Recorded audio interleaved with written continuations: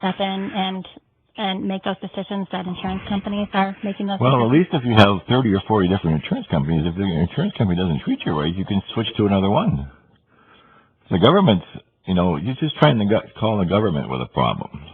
If there's no alternative for the patient and they're stuck with, the government, there's not going to be a real solution for them. At least when you have a choice of insurance company, you can, fire one insurance company and go to another one.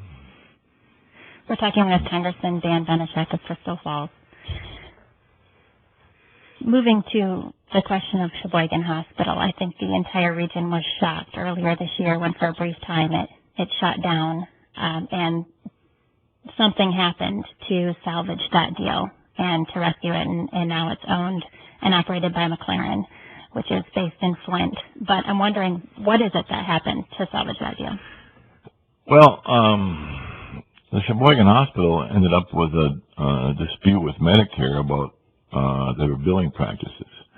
And the Medicare people suggested that they were billing incorrectly and that they'd overbilled Medicare and that the hospital owed them $3 million in inappropriate payments, so they stopped their Medicare payments to the hospital, basically causing the hospital to go bankrupt. Now, I think that's very unfortunate. I think it's unfortunate that it got to the point where Medicare decided to stop payments to the hospital, even if the hospital was wrong. Okay, it seems to me that Medicare could have worked with them somehow before it got to the point where this has been apparently been going on for 3 years. Before it got to the point where you're going to stop the payments, can't you renegotiate the payments? Restructure the payments, do something to keep the hospital open. Now, we were able to help in our office to facilitate the conversation between, the local people, the hospital board, CMS, and McLaren to get some sort of a settlement going where they at least kept some services in Sheboygan. But it is a little scary to realize that, this government entity, has such control over our small hospitals that they can basically close them down, because of a problem. Maybe the administration of the hospital was incorrect in their billing, or, I can't really verify all those facts, okay? But I just don't want, a centralized government bureau to be able to do that without having some, input earlier to try to avoid that. I mean, if you have somebody that owes you $3 million, you want them to stay in business so that they can pay it back, right? So it seems to me that you would be able to have a conversation with them to change the way they did things and allow them to stay open, but, maybe give you a little bit more payments over the next 5 years to recoup that $300 million, but to shut them down seems a little bit, excessive. I've been trying to get a meeting with the CMS people and have that conversation with them as to how this all took place, and I don't want to see it happen again. What happened to the millions in debt? Well, that was the issue that had to be resolved before McLaren could take it over. McLaren didn't want to be responsible for, the previous debt or any possible future debt that might come forward, so they had to have that settled before the McLaren could, take over that facility. They couldn't be liable for some potential debt. And did the federal government end up writing it off? I would think so, yeah. I'm not exactly sure, but they didn't get it. Do you think there's anything that could have been done to stop that closure within that? Well, we couldn't do it in that time frame. We worked hard to try to make it happen, but in view of the timing and everything, it was already in bankruptcy apparently when I found out about it. That's too late. And it was already in court. Congressman Dan Benishek, you're listening to Interlochen Public Radio. I want to switch gears completely now and talk a little bit about the lakes. That's an environmental issue that it seems has widespread support, that the lakes need to be protected, and your opponent has challenged you on that, saying you haven't been tough enough and raised some concerns. So I'm wondering about what the main issues are with the lakes as you see them and what should be done. I've been a staunch defender of the Great Lakes in Congress.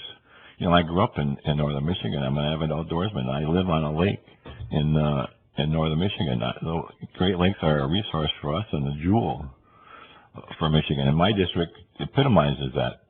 And we have more more water frontage in my district than any other district in the country, except for the state of Alaska. And our water is fresh.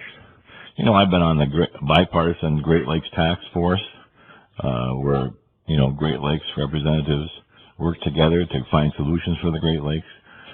We've been, there's been multiple pieces of legislation that, you know, we've worked on to protect the Great Lakes from, you know, Asian carp, invasive species act, you know, to prevent those species from coming in, from limiting the amount of ballast water that can be dumped into the Great Lakes. You know, we've been very progressive on that.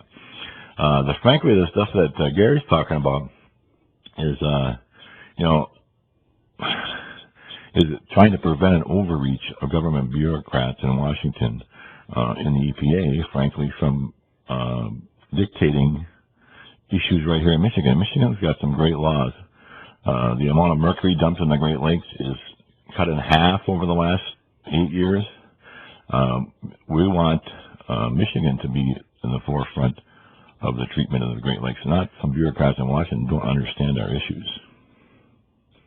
I know you've been involved with the question of the SS Badger, this historic car ferry that runs from Ludington over to Wisconsin, and that's going to have to stop operating because it's under the EPA's new rules. It's not allowed to be dumping byproducts of the coal engines into the water anymore. Where are we at in that process? Well, I've been supportive of the Badger.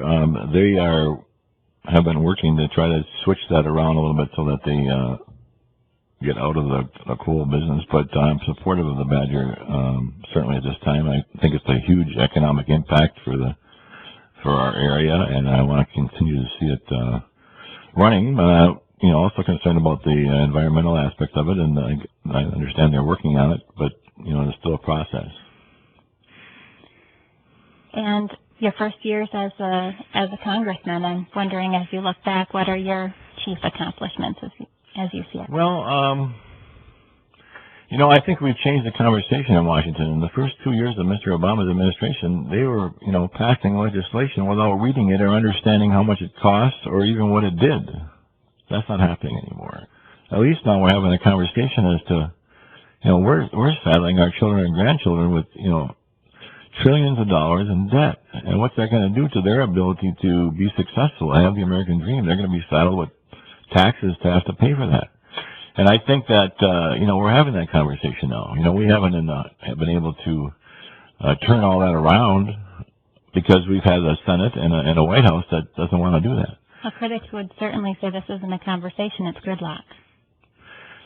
You can call it gridlock if you like, but, you know, we're trying to, in the House, we passed 30 different pieces of legislation over the past year that would, you know, I think improve the economy, cut down on regulations. I mean, let's face it, the number one issue is jobs in the economy. And you know, this unemployment has been 8% or more for 40-some months. Where are we getting? Really, the president's plan has failed.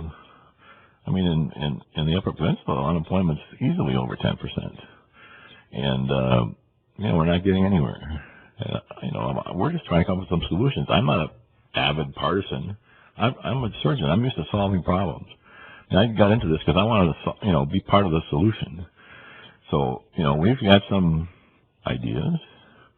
You know, maybe it's not perfect, but at least it's an idea to move forward, get us out of debt instead of continuing to spend 42 cents, borrowing 42 cents for every dollar. We have to make some decisions as to where we're not going to do this, where we're going to make the cuts. We've made those decisions. You know, I've been criticized on some of these decisions, but at least we have a plan. You know, they don't have a plan at all. Gary McDowell doesn't have a plan. He has no position on any issues. Congressman Benishek, thank you so much for coming in today. Well, thanks for having me, Linda. It's been a pleasure.